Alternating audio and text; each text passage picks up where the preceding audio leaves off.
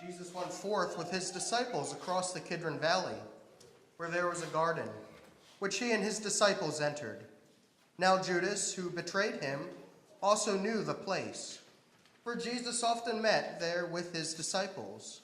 So Judas, procuring a band of soldiers and some officers from the chief priests and the Pharisees, went there with lanterns and torches and weapons.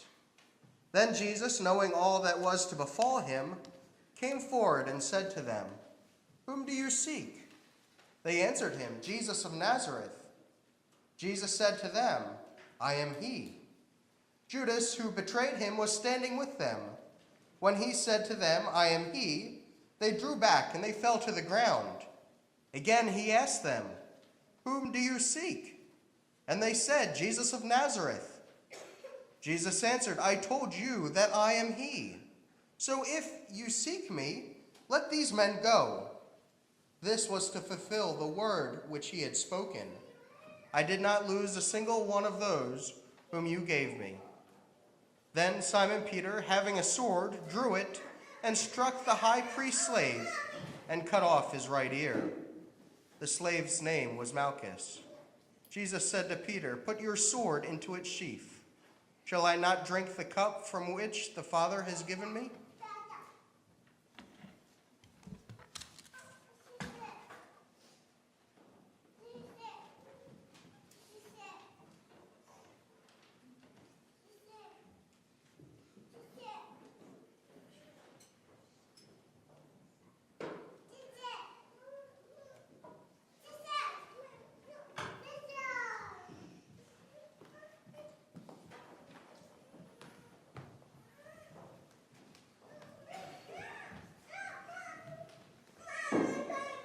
So the band of soldiers and their captain and the officers of the Judean authorities seized Jesus and bound him.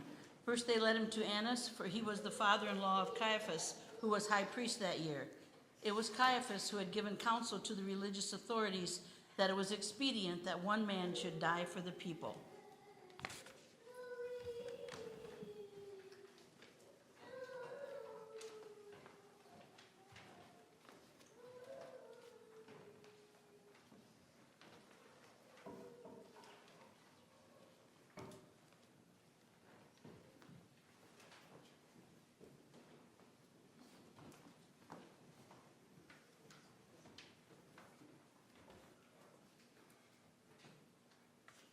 Simon Peter followed Jesus, and so did another disciple.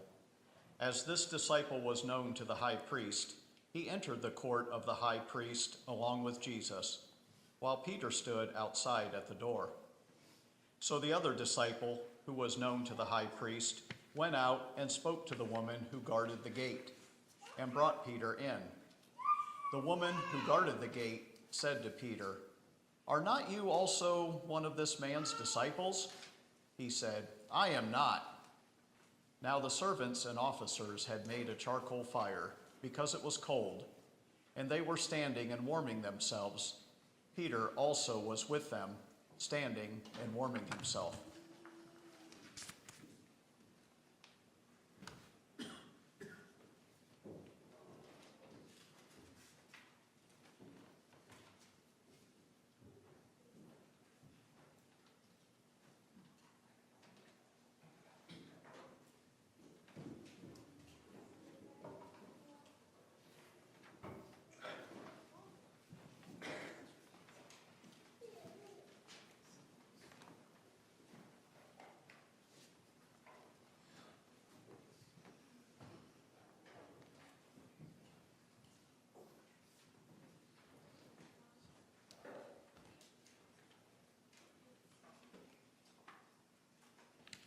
The high priest then questioned Jesus about his disciples and his teaching. Jesus answered him, "I have spoken openly to the world. I have always taught in synagogues and in the temple where all Jewish people come together. I have said nothing secretly.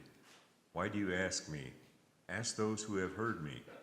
What I said to them, they know what I said." When you had said this, one of the officers standing by struck Jesus with his hand, saying, "Is that how you answer the high priest?" Jesus answered him, "If I have spoken wrongly, Bear witness, the wrong. But if I have spoken rightly, why do you strike me? Annas then sent him bound to Caiaphas, the high priest.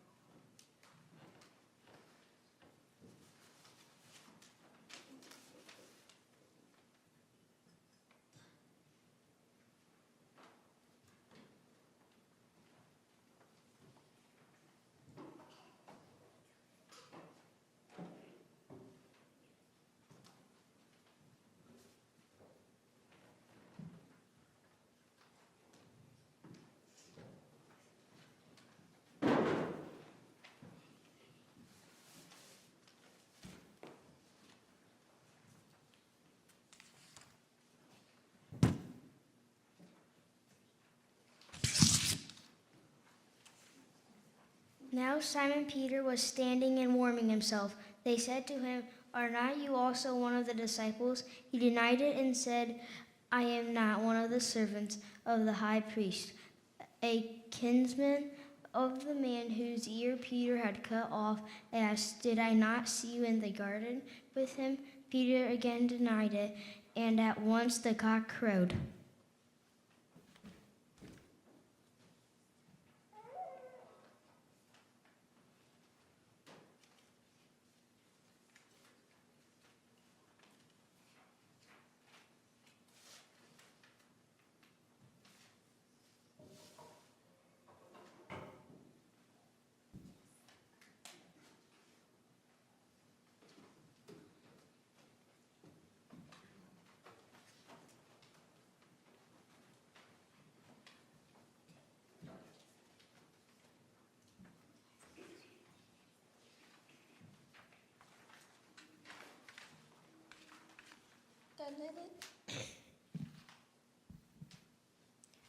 Then they led Jesus from the house of Defiance to Pilate's headquarters.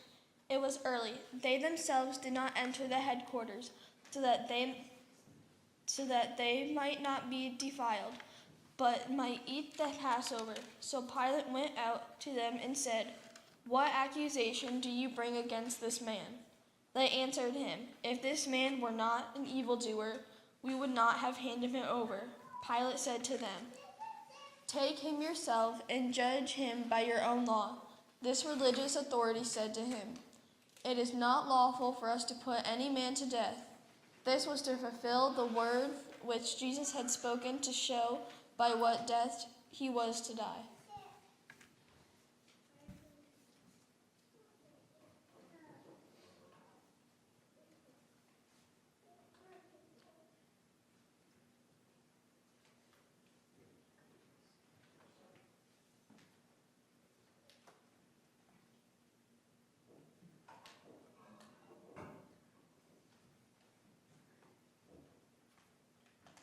Pilate entered the headquarters again and called Jesus and said to him, "Are you the king of the Jews?" Jesus answered, "Do you say this of your own accord, or did the others say it to you about me?"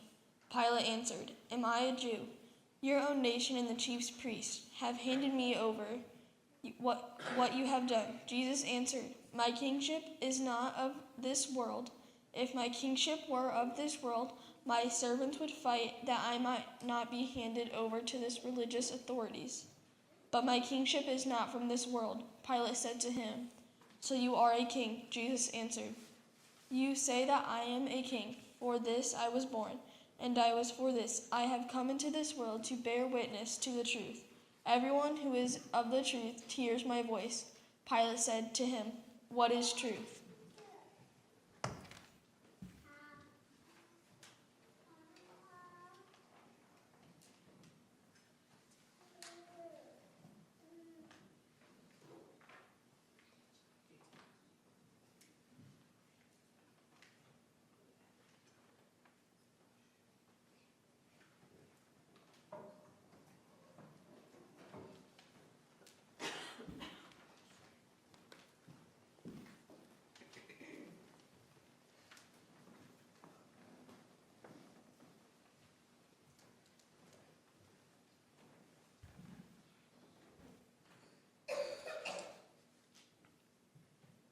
After Pilate had said this, he went to the religious authorities again and told them, "I find no crime in him, but you have a custom that I should release one man for you at the Passover.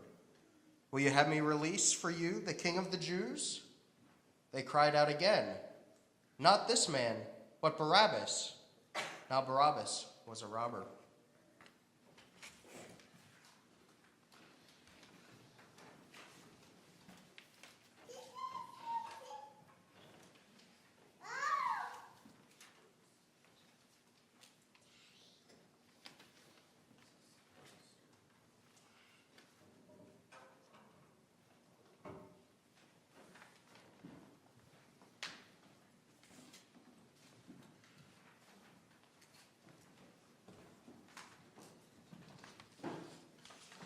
Then Pilate took Jesus and scourged him, and the soldiers plaited a crown of thorns and put it on his head, and arrayed him in a purple robe. They came up to him, saying, "Hail, King of the Jews!" and struck him with their hands. Pilate went out again and said to them, "See, I am bringing him out to you, that you may know that I find no crime in him." So Jesus came out wearing the crown of thorns and the purple robe. Pilate said to them, "Behold the man." When the chief priests and the officers saw him, they cried out, "Crucify him! Crucify him!" Pilate said to them, "Take him yourself and crucify him, for I find no crime in him." The religious authorities answered him, "We have a law, and by that law he ought to die, because he has made himself the Son of God." When Pilate heard these words, he was more afraid. He entered the headquarters again and said to Jesus, "Where are you from?" But Jesus gave no answer. Pilate therefore said to him, "You will not speak to me? Do you not know that I have power to release you and power to crucify you?" Jesus answered him, "You would have no power over me unless it had been given you from above. Therefore he who delivered me to you has the greater sin."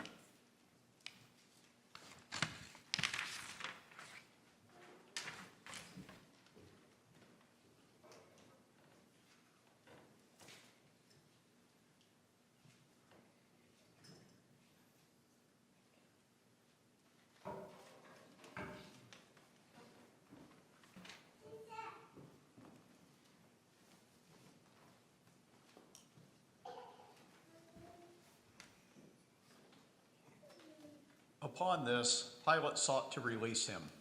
But the religious authorities cried out, "If you release this man, you are not Caesar's friend. Everyone who makes himself a king sets himself against Caesar." When Pilate heard these words, he brought Jesus out and sat down on the judgment seat at a place called the Pavement, in Hebrew, Gabbatha. Now it was the day of preparation of the Passover. It was about the 6th hour. He said to the religious authorities, "Behold your king." They cried out, "Away with him! Away with him! Crucify him!" Pilate said to them, "Shall I crucify your king?" The chief priests answered, "We have no king but Caesar." They handed him over to them to be crucified.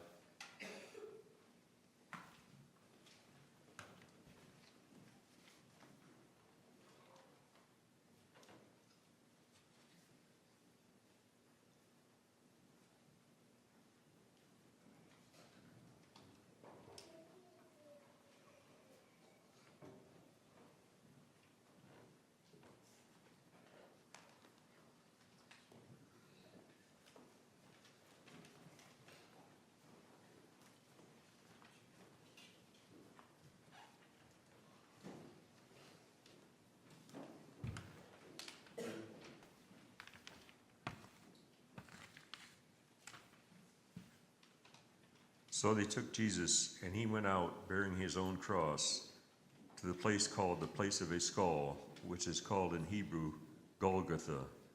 There they crucified him, and with him 2 others, one on either side, and then Jesus between them.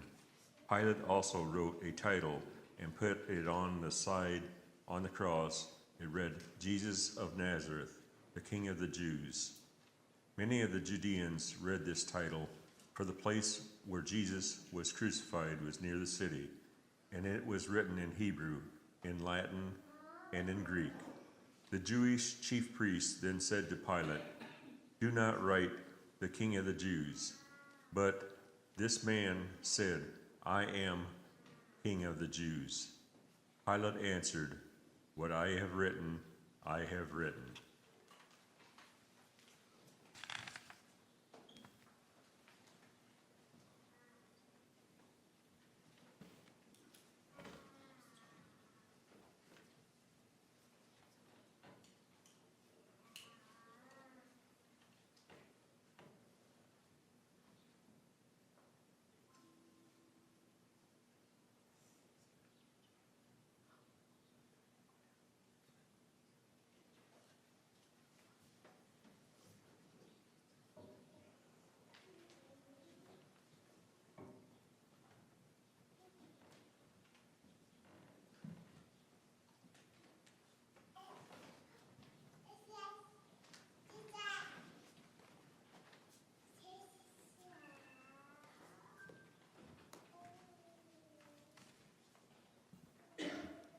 When the soldiers had crucified Jesus, they took his garments and made 4 parts, one for each shoulder, also his tunic.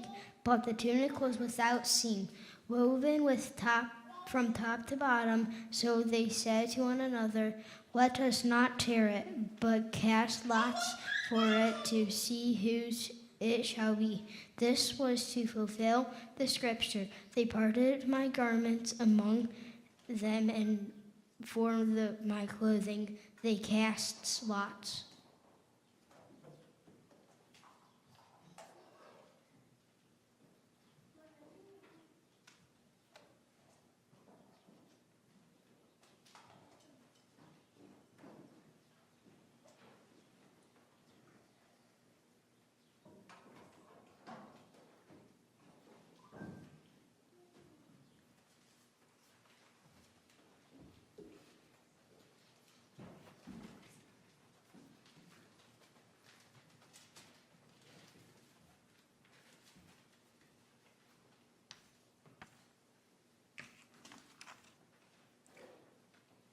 So the soldiers did this. By standing by the cross, Jesus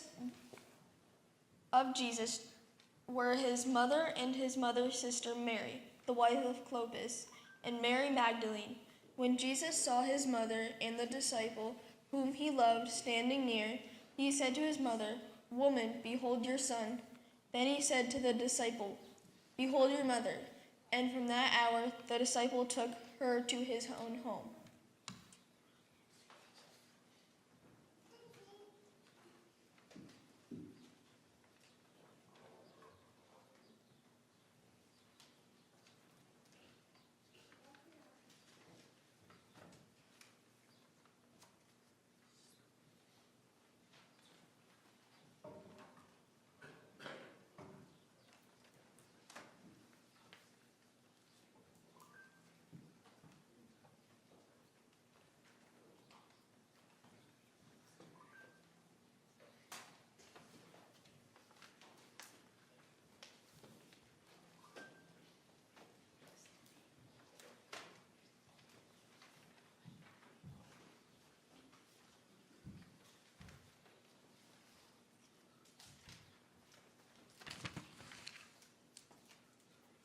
After this, Jesus, knowing that all now was finished, said, to fulfill the scripture, "I thirst." A bowl full of vinegar stood there.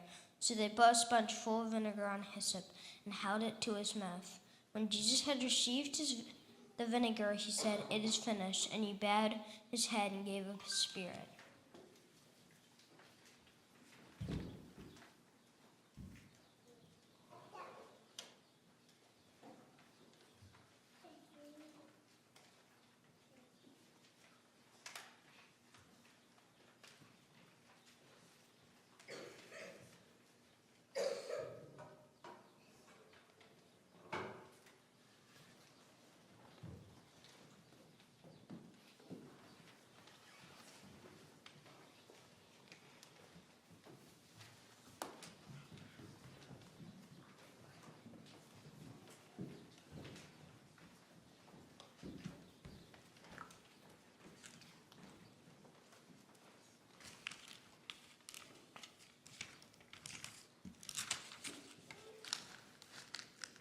since it was the day of preparation, in order to prevent the bodies from remaining on the cross on the Sabbath, for that Sabbath was a high day. The religious authorities asked Pilate that their legs might be broken and that they might be taken away. So the soldiers came and broke the legs of the first and of the other who had been crucified with him. But then they came to Jesus and saw that he was already dead. They did not break his legs. But one of the soldiers pierced his side with a spear, and at once there came out blood and water. He who saw it has borne witness. His testimony is true, and he knows that he tells the truth, that you also might believe. For these things took place that the scripture might be fulfilled. Not a bone of him shall be broken. And again another scripture says, they shall look on him whom they have pierced.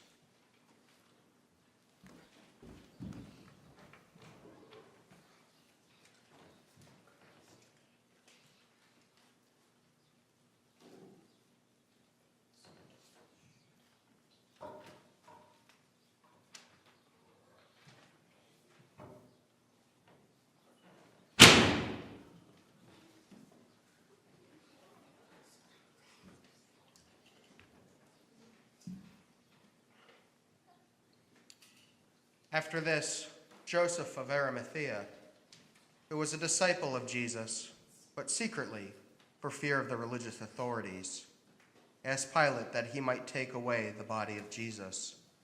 And Pilate gave him leave. So he came and took away his body. Nicodemus also, who had at first come to him by night, came bringing a mixture of myrrh and aloes, about 100 pounds weight. They took the body of Jesus and bound it in linen cloths with the spices, as is the burial custom of the Jews. Now in the place where he was crucified, there was a garden, and in the garden a new tomb where no one had ever been laid. So because of the Jewish day of preparation, as the tomb was close at hand, they laid Jesus there.